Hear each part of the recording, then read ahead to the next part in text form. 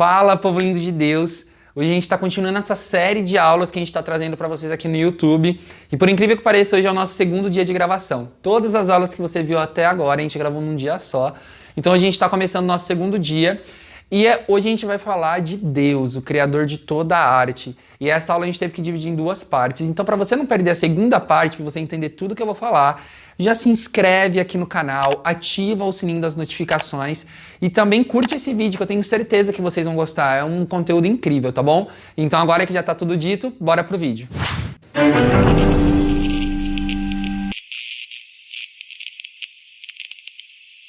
Hoje eu vou contar uma história que eu tenho certeza que a maioria dos cristãos conhecem. Sim, hoje eu vou falar de Gênesis capítulo 1. Quando a gente começa a ler a Bíblia, quando a gente é apresentado para Deus o livro de Gênesis e principalmente o capítulo 1, que conta sobre a criação, ela é indispensável, a gente sempre passa. Mas eu acho que eu tenho quase certeza que você nunca ouviu do jeito que eu vou te falar. Essa aula vai mostrar como Deus criou todas as coisas e como a arte está no meio dessa criação. Beleza? Então vamos lá. Era uma vez o grande artista Deus que entrou no seu ateliê cheio de ideias e cheio de criação. A primeira coisa que ele fez foi criar uma tela, sim, a base aonde ele colocaria toda a arte que ele criaria. E essa tela ele chamou de terra e céu. De onde você tirou isso, Felipe? Vamos lá ler em Gênesis 1, verso 1. No princípio Deus criou os céus e a terra. Mas como que era essa terra?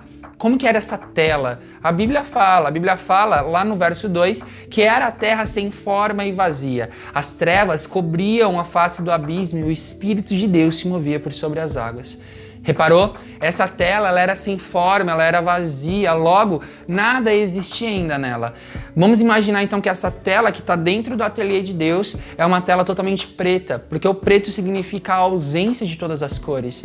O preto significa o que não existe. E como nada ainda havia sido criado, ali estava essa tela com impossibilidade total de ser aplicado qualquer cor nela. Mas o nosso Deus é muito poderoso.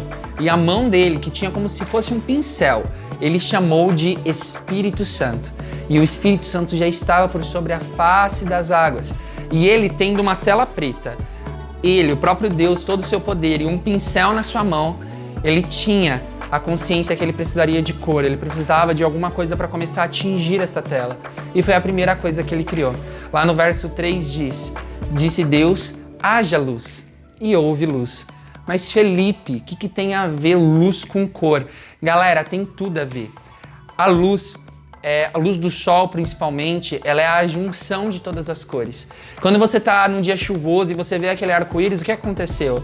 Através de uma gota, a luz do sol entrou e ela se repartiu nas demais cores. E ali você consegue enxergar todas as outras cores. Com certeza na escola ou em algum lugar você fez aquele teste do círculo colorido, que na hora que você gira fica branco. É exatamente essa é a ideia. Quando Deus ele criou a luz, junto com a luz, ele criou todas as cores. E agora as tintas para o pincel de Deus começar a pincelar essa tela já estavam ali disponíveis. Mas ainda a tela ela era preta, ela precisava começar a ser organizada, ela precisava começar a ter cada coisa no seu lugar para que ele pudesse inserir o que ele estava imaginando para cada lugar. E então no verso 4 e 5 Deus continua. Deus viu que a luz era boa e separou a luz das trevas. Deus chamou a luz de dia e as trevas chamou noite. Passaram-se tarde e manhã. Esse foi o primeiro dia. Para finalizar então o primeiro dia nesse grande ateliê de Deus, Deus ele criou o dia e a noite. Sim, ele tinha criado a luz e já existiam as trevas. E ele viu que tudo que ele criou, tudo que ele colocou ali era bom. E nesse momento, o dia e a noite para Deus, na mente de Deus, na mente criativa de Deus, significou equilíbrio. E depois eu quero conversar com vocês sobre o equilíbrio do artista, mas não agora, vamos focar na nossa história. Então ali estava uma tela que já estava começando a ser organizada e o primeiro dia finalizou dessa forma. Mas a organização não parou por aí, né?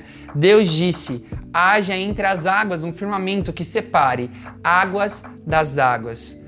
Às vezes a gente não nota, mas desde o início, a terra já era sem forma e vazia e o Espírito pairava sobre as águas. As águas, elas estavam antes, elas não foram criadas só no verso 6. Elas já estavam lá desde o verso 2. E Deus ele só começa a organizar essa água. E por que a água?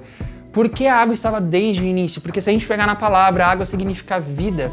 E toda a criação de Deus, guarda essa informação que ela é muito importante.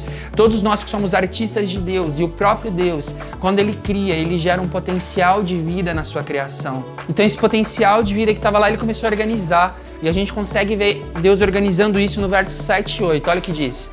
Então Deus fez o firmamento e separou as águas que ficaram abaixo do firmamento das que ficaram acima do firmamento. E assim foi. O firmamento Deus chamou céu. Passaram-se tarde e manhã. Esse foi o segundo dia. Então Deus pegou as águas que existiam na terra desde lá do verso 2 e Ele jogou água para o céu, que é no firmamento, né, que a Bíblia chama, e Ele deixou água na terra, que posteriormente formariam os mares. E no céu, Deus deixou um momento, as águas suspensas em nuvens. E na terra, Ele colocou as águas no mares. Mas por quê? Então a gente está falando de vida no céu e na terra. A gente está falando de um ciclo, gente, que a gente aprenderia lá na primeira série da escola, o ciclo da chuva. E quando a gente traz isso para a revelação da palavra de Deus, a gente entende que a água no céu, nesse ciclo da chuva, é como se ela trouxesse vida. É como se fosse gerado um ciclo de vida nessa tela que Deus está criando. E toda a criação que foi depositado ali, o potencial de vida nela, ela teria o poder mais para frente que Deus colocou para gerar vida. E a gente vai ver isso depois nas plantas, nos animais e em tudo que Deus criou. Então você perceba que Deus, Ele começou a criar um projeto onde ele seria autossustentável, onde a vida poderia se recriar dentro da própria criação, entendeu? Então vamos continuar aqui agora no verso 9 e 10, olha o que diz. E disse Deus, ajuntem-se num só lugar as águas que estão debaixo do céu e apareça a parte seca. E assim foi. A parte seca Deus chamou de terra e chamou mares os conjuntos das águas. E Deus viu que ficou bom. Lembra que eu falei? Agora já estamos com a tela toda organizada. Existe a terra, existe o mar e existe o céu com as suas nuvens. E o ciclo de vida já está pronto e formalizado. E hoje a gente vai ficar por aqui, galera. Infelizmente, essa aula a gente vai ter que dividir em duas partes, porque a gente precisa ainda ler a outra metade de Gênesis 1. Mas não se esquece, ó, se inscreve aqui no canal, ativa o sininho, que daí quando for lançado o vídeo, você vai ser notificado no mesmo segundo. Beleza? Eu espero que vocês tenham gostado. Eu sei que ficou um pouquinho aberto o assunto, mas vai ser concluído no próximo vídeo, tá bom? Fiquem com Deus e até mais.